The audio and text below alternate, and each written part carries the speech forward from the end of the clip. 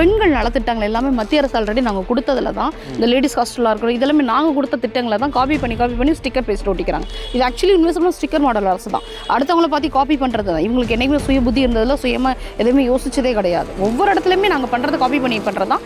எங்கள்கிட்ட வாங்கி நிதியை வாங்கி அவங்க என்னமோ பண்ணது மாதிரி ஒவ்வொரு இடத்துலையும் ஸ்டிக்கர் ஒட்டிக்கிறாங்க. அலேலியா பாபு என்ன பண்ணிட்டு இருக்காரு? இந்துக்களுக்கு எதிராக இந்துக்கள் காசை எடுத்துட்டு நம்ம இந்துக்களுக்கு எதிராக தான் செயல்படுறாரு. அவர் கோர்ட்டுக்கு போறாரு. ஆக்சுவலி ஒரு தீபம் ஏற்ற ஒரு விஷயத்தை அவர் தான் ஆக்சுவலி தடுத்திருக்கணும். இது அரசியல் ஆதாயத்துக்காக கொளுத்தி போட்டு தான் திருப்பறை கொண்டோம். ஆனால் அதில் அவங்க ஃபெயிலியர் ஆயிட்டாங்க. அதுதான் உண்மை. மேம், இப்போ பாரதிய ஜனதா கட்சியோட முக்கியமான கொள்கை வந்து ஒரே நாடு ஒரே மக்கள் அப்படிங்கிறது தான். இப்போ இந்தியாவோட பலமே வேற்றுமையில் ஒற்றுமை தான். முக்கியமாக ஏன் சிறுபான்மை ஏன் பெரும்பான்மை அப்படின்னு ஏன் உங்களை வேறுபடுத்தணும்?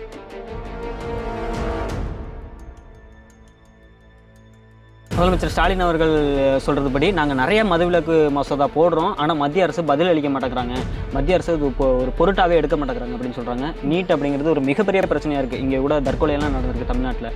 நீட் பற்றி பாஜகவோட நிலைப்பாடு? இப்போ சமீபத்தில் 2026 போடப்பட்ட பட்ஜெட்டில் தமிழ்நாட்டுக்கான நிதி 0 அப்படின்னு ஒரு பிரச்சாரம் பண்ணியிருந்தாங்க திராவிட முன்னேற்ற கழகம். அதை பற்றி உங்கள் கருத்து? அதுவே மிகப்பெரிய தவறான புரிதல் தான். பட்ஜெட்டில் பார்த்தீங்கன்னா இந்த பட்ஜெட் எப்போவுமே நான் நவீன பட்ஜெட்டுன்னு தான் சொல்லுவேன். ஏன்னா இப்போ இருக்க ட்ரெண்டுக்கு ஏஐ தொழில்நுட்ப வளர்ச்சிக்கானது அதற்கான பட்ஜெட் அட்வான்ஸ் டெக்னாலஜியை யோசித்து தான் நம்மளோட நிதியமைச்சர் வந்து நிர்மலா சீதாராமன் வந்து இந்த பட்ஜெட்டை தாக்கல் பண்ணியிருக்காங்க. அவங்களோட ஒரு பெண்மை இவ்வளோ இந்த அளவுக்கு யோசிச்சிருக்காங்கிறப்ப அஸ் அ விமனா எனக்கே ரொம்ப புரிதல் இருக்குது, சந்தோஷமும் இருக்குது. அவங்கள நினச்சி நான் ரொம்ப ப்ரௌடாக ஃபீல் பண்ணுறேன். இது மற்றவங்களுக்கு ஏன் புரியலைங்கிறது தான் எனக்கு கேள்வி. ஒருவேளை இந்த பட்ஜெட்டை பற்றின அவேர்னஸ் இல்லையா அப்படிங்கிறது எனக்கு ஒரு டவுட் இருக்குது. இந்த பட்ஜெட்டில் மிக முக்கியமான விஷயங்கள் என்னென்ன பண்ணியிருக்காங்கிறத மட்டும் நான் சொல்கிறேன். ரொம்ப ரேரான தனிமங்கள் இருக்கும் தெரியுங்களா? பூமியில் ஒரு 70 வகையான ரேரான தனிமங்கள், ரொம்ப சீக்கிரம் கிடைக்காத தனிமங்கள். அந்த தனிமங்களை கண்டுபிடிச்சு அதோட உற்பத்திகளை அதிகப்படுத்துறதுக்காகவே ஃபேக்ட்ரிஸ் அமைக்கணும். அதுக்கான ஒரு பட்ஜெட்டை போட்டிருக்காங்க. சரிங்களா? கிட்டத்தட்ட வந்து பார்த்தீங்கன்னா 10,000 கோடி அதுக்கு மட்டுமே ஒதுக்கியிருக்காங்க. நடந்தாய் வாலி காவிரி திட்டத்துக்காக மட்டும் 16,000 கோடி பட்ஜெட்டில் ஒதுக்கியிருக்காங்க. கிட்டத்தட்ட 7 புதிய அதிவேக ரயில் பாதைகளை கொண்டாந்துருக்காங்க. அதாவது ஹைதராபாத் டு சென்னை, சென்னை டு பெங்களூர், இந்த மாதிரி தமிழ்நாட்டுக்காக ஒதுக்கியிருக்காங்க. 7 புதிய ரயில் பாதைகள் கொண்டு தேங்காயோட உற்பத்திகளை அதிகமாக நவீனப்படுத்தணும்னு சொல்லியிருக்காங்க.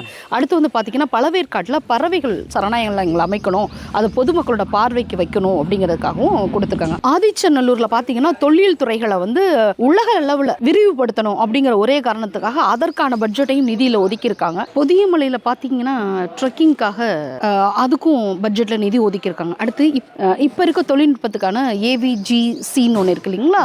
அனிமேஷன், விஷுவல் எஃபெக்ட்ஸ், கேம்ஸ், இந்த மாதிரிக்கான பட்ஜெட்ல நிதி ஒதுக்கியிருக்காங்க. இதெல்லாம் கிட்டத்தட்ட 20 லட்சம் நிபுணர்கள் தேவைங்கிறதுக்காகவே இதுக்கான பட்ஜெட்ல எல்லாம் நிதி ஒதுக்கியிருக்காங்க. ரொம்ப அட்வான்ஸ்டா ஒதுக்கியிருக்காங்க இந்த பட்ஜெட்ல. இதே பட்ஜெட் வந்து ரயில்களுக்கு போறவங்களுக்கு ஒரு பட்ஜெட் இருக்கு, ஆனா அதே ரயில்களுக்கு கீழேயும் நிறைய மக்கள் இருக்காங்களா மேம், பிளாட்ஃபார்ம்ல படுத்திருக்காங்க, அவங்களுக்கான நிதி என்ன மேம் இருக்கு? கண்டிப்பா. இப்போ தங்க நாற்கரை சாலை திட்டம்லாம் எங்களோட வாஜ்பாய் பீரியட்ல கொண்டு வந்ததுதான். நாங்கள் ஆல்ரெடி போன பட்ஜெட்லேயே சாலை மேம்பாட்டு திட்டங்களாக இருக்கட்டும், பாலங்களாக இருக்கட்டும், இல்லை அணைகள் கட்டுறதுக்காக ஒவ்வொருக்கும் ஆல்ரெடி நாங்கள் நிதி கொடுத்துருக்கோம். அதுக்கே எங்களுக்கு ப்ராப்பராக கணக்கு வரல. ப்ராப்பராக கணக்கு வந்ததுக்கு அப்புறம் தான் நாங்கள் திருப்பி நிதி அலாட் பண்ணணும். ஆல்ரெடி நாங்கள் நிதி அலாட் பண்ணுறோம். இப்போ நிறைய ரோடுகள் வந்து ஸ்டேட் கவர்மெண்ட் கொடுக்கல, எல்லாமே சென்ட்ரல் கவர்மெண்ட் கொடுத்து தான் பண்ணிட்டு இருக்காங்க.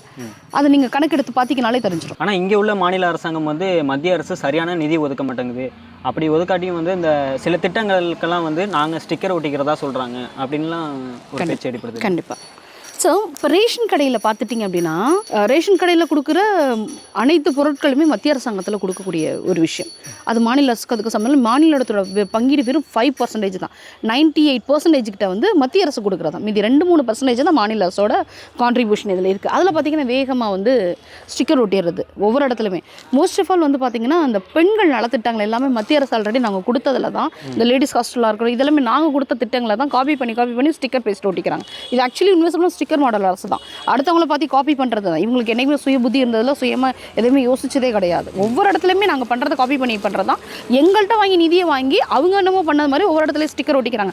அதான் நாங்கள் சொல்கிறோம், நாங்கள் எங்களோட கான்ட்ரிபியூஷனை கொடுங்க, நாங்கள் என்ன கொடுத்துருக்கோம் அது மக்களுக்கு கொண்டு போய் சேருங்கன்னு தான் நாங்கள் சொல்கிறோம். பட் அதுக்கு இந்த அரசாங்கம் ரெடியாக இல்லை. மேம், இப்போ பாரதிய ஜனதா கட்சியோட முக்கியமான கொள்கை வந்து ஒரே நாடு ஒரே மக்கள் அப்படிங்கிறது தான். இப்போ இந்தியாவோட பலமே வேற்றுமையில் ஒற்றுமை தான். முக்கியமாக ஏன் சிறுபான்மை ஏன் பெரும்பான்மை அப்படின்னு ஏன் உங்களை வேறுபடுத்தணும்? Actually first of all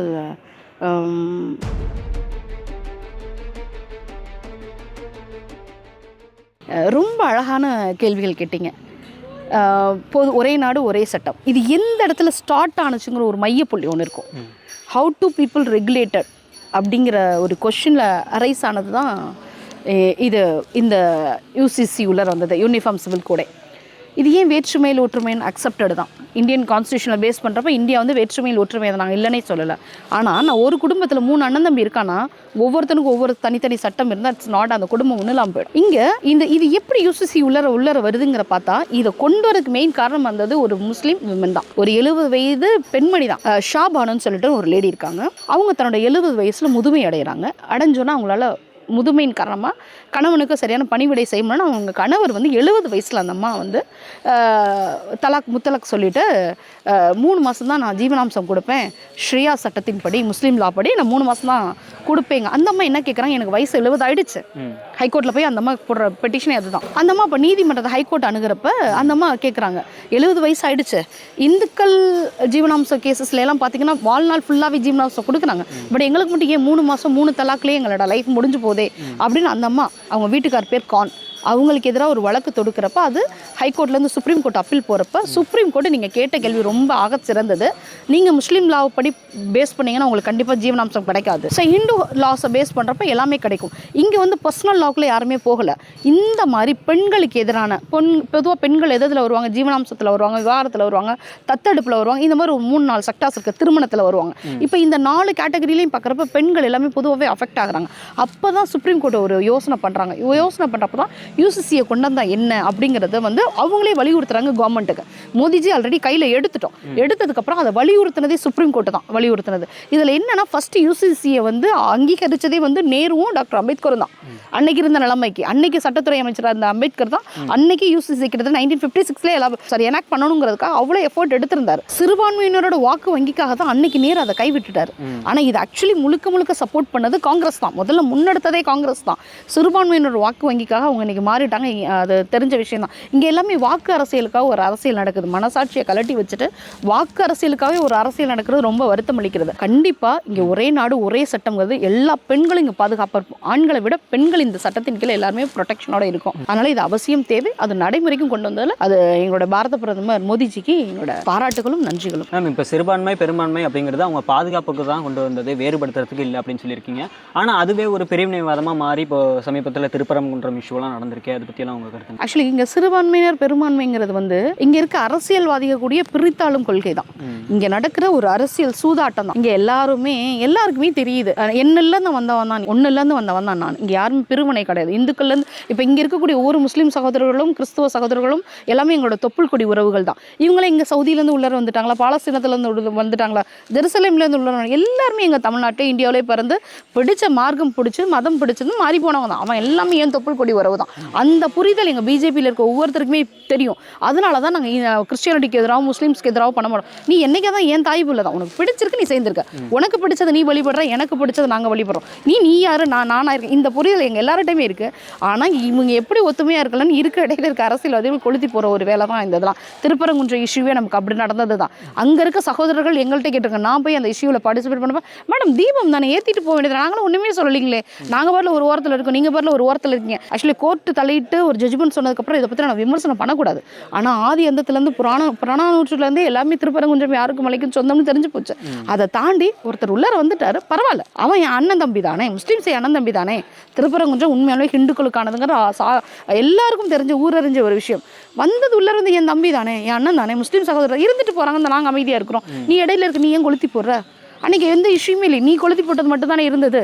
actually நான் என்ன கேட்குறேன், அலேலியா பாபா என்ன பண்ணிட்டு இருக்காரு, இந்துக்களுக்கு எதிராக இந்துக்கள் காசை எடுத்துட்டு நம்ம இந்துக்களுக்கு எதிராக தான் செயல்படுறாரு. அவர் கோச்சுக்கு போகிறாரு.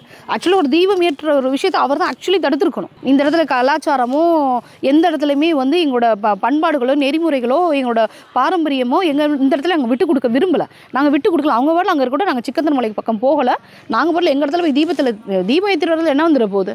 நீதி அரசர் சொன்ன உத்தரவே ஒபே பண்ணல அவங்க, அவ்வளோதான். அந்த அலேலியா பாபாலாம் பண்ணுற வேலை தான் அவங்க, நம்ம என்ன சொல்ல முடியும்? அங்கே நடக்கிற கல நிலவரம் மேலே இங்கே அரசியல் 100% அதுதான் உண்மை. அங்கே இது அரசியல் ஆதாயத்துக்காக கொளுத்தி போட்டு தான் திருப்பரங்குன்றம், ஆனால் அதில் அவங்க ஃபெயிலியர் ஆகிட்டாங்க, அதுதான் உண்மை.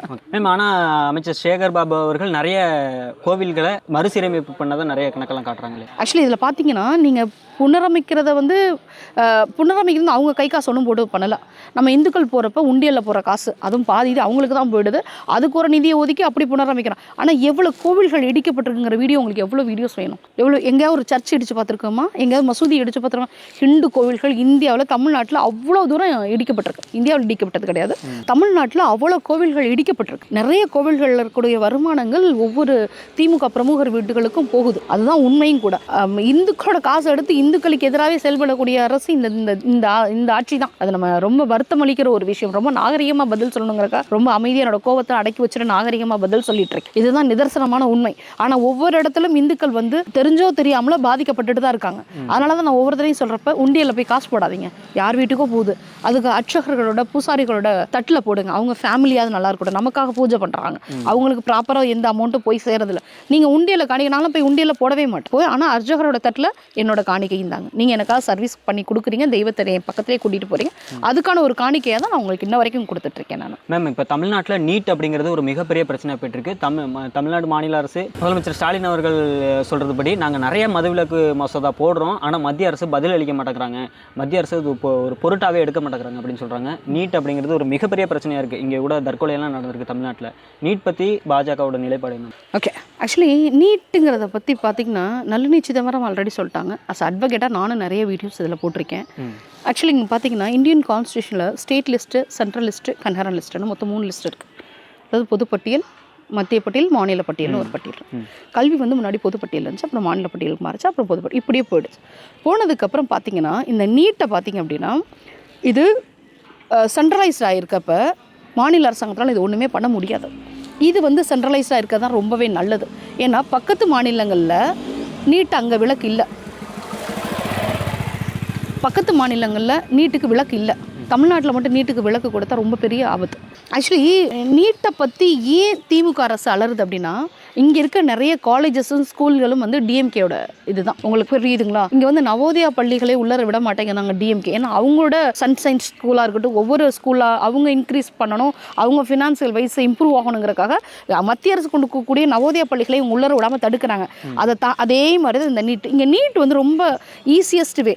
படித்தா நீ டாக்டர், அதை தான் நாங்கள் சொல்கிறோம் பிஜேபியில். ஒன்றுமே இல்லை, நீ பணம் கட்ட வேணாம், உனக்கு நான் கல்வியை ஈஸியாக கொடுக்குறேன், நீ படித்தா நீ டாக்டர் ஆகலாம். அஸ் அட்வொகேட்டாக நான் தான் ஃபைனல் என்ட்ரன்ஸ் எழுதியிருக்கேன். நான் என்ட்ரன்ஸ் எழுதி தான் மெரிட்டில் செலக்ட் ஆகி தான் தமிழ்நாட்டில் 7th ரேங்க் வாங்கி தான் என்ட்ரன்ஸில் எக்ஸாம் எழுதி தான் நான் அட்வொகேட் ஆனேன். நான் ₹1 செலவு பண்ணது கிடையாது அட்வொகேட் ஃபீல்டுக்கு. அதை தான் சொல்கிறேன் நான். அதே மாதிரி அட்வொகேட் ஃபீல்டு எந்த அளவுக்கு ஃப்ரீயோ அதே மாதிரி டாக்டர் ஃபீல்டு, ஏன்னா டாக்டருக்கு உங்களுக்கு தெரியும்ல பல லட்ச ரூபா செலவாகும். அதே மாதிரி அட்வொகேட் ஃபீல்டு மாதிரி தான் நீட்டையும் கொண்டு வராங்க. நீ ஃப்ரீயாக படித்தங்க, உனக்கு ஈஸி, உனக்கு படிக்கிறது ஈஸி. நீ இப்போ அப்படி நீட்டை கொண்டு வந்ததுனால தான் நீ ஆட்டோக்காரங்க ஊட்டியிலலாம் பார்த்தீங்கன்னா குப்பாள்றவங்க பிள்ளைங்க, மலைவாழ் ஜாதியினர், அடிப்படையில் கஷ்டப்படுறவங்க எல்லாமே இன்றைக்கி டாக்டர் பிள்ளைங்களா இருக்கு. நமக்கு தெரியும்ல, இன்றைக்கி நம்ம தெருவில் 3 டாக்டர் பொண்ணுங்க படிக்கிறோம். கேட்டால் நீட் கோச்சிங். இந்த இடத்துல திமுக தோத்து தானே போச்சு. நீட் அவங்களால ஜெயிக்க முடியலையே. ஆனால் ஆட்சிக்கு வரதுக்கு முன்னாடி வந்து நாங்கள் நீட் ரகசியத்தை சொல்லுவோம், நீட்டை ஒழிப்போம், மத்திய அரசுக்கு வலியுறுத்துவோம் அப்படின்னு சொல்லியிருந்தாங்க. அதை பற்றி உங்களுக்கு இல்லை? அதுதான் அவர் கடைசி வரைக்கும் ரகசியம் எதுவும் கிடையாது. ஏன்னா அவர்கிட்ட ரகசியமே இல்லை. நீட்டுக்கு எதுவுமே ரகசியமே கிடையாது. எனக்கு தெரியும், ஒரு அட்வொகேட்டாக எனக்கு தெரியும், ஒரு கோர்ட்டில் ஒரு ஆர்டர் ஒபே பண்ணிட்டாங்கன்னா அது ஒன்றுமே பண்ண முடியாது. அது சுப்ரீம் கோர்ட் ஆர்டரை ஒன்றுமே பண்ண முடியாது. திருப்பி நீங்கள் அதை உடைக்கணும்னா திருப்பி பார்லிமெண்ட்டில் போய் இம்ப்ளிமெண்ட் போட்டு அதில் 1/3 பார்ட்டி மெஜாரிட்டி எடுத்து அந்த மாதிரி ப்ரொசீடிங்கில் வந்து எதுவும் பண்ணால் மட்டுமா ஒரு சில பாசிபிலிட்டிஸ் இருக்குது. இது நீட்டுக்கு விளக்கு கொடுக்க முடியாது. நானும் சொன்னேன், உதயா போய் ஒவ்வொரு இடத்துலையும் போய் உண்ணாவிரதம்லாம் இருந்தால் நான் போய் கமெண்ட் பண்ணேன், உதயா இது நடக்கிற விஷயத்துக்கு போய் உண்ணாவிரதம் இருங்க, ஏன் இப்படி கஷ்டப்பட்டு இருக்கேன், நீட்டுக்கெல்லாம் விளக்கெல்லாம் கொண்டு வரவே முடியாது. மேம், இப்போ வந்து பிரதமர் நரேந்திர மோடி அவர்கள் மேடைக்கு மேடை தமிழ் தான் வந்து உலகத்தோட மூத்த மொழி அப்படின்னு சொல்லிட்டு நிறைய பிரச்சாரங்கள் நிறைய மேடைகள் எல்லாம் சொல்கிறாங்க. ஆனால் சில விஷயங்களில் வந்து மத்திய அரசு வந்து சில தமிழ்நாட்டில் வந்து ஹிந்தியை திணிக்கிற மாதிரி இருக்குது. சில இப்போ எக்ஸாம்பிளுக்கு சொல்லணும்னா, இப்போ திருச்சியில் சமீபத்தில் நடந்த ஒரு ரயில்வே இதில் கூட ஹிந்தி எழுத்துக்கள் இருந்தது. அது மாதிரி மத்திய அரசு நடத்துகிற விழாக்களில் கூட ஹிந்தி தென்படுத்துனது.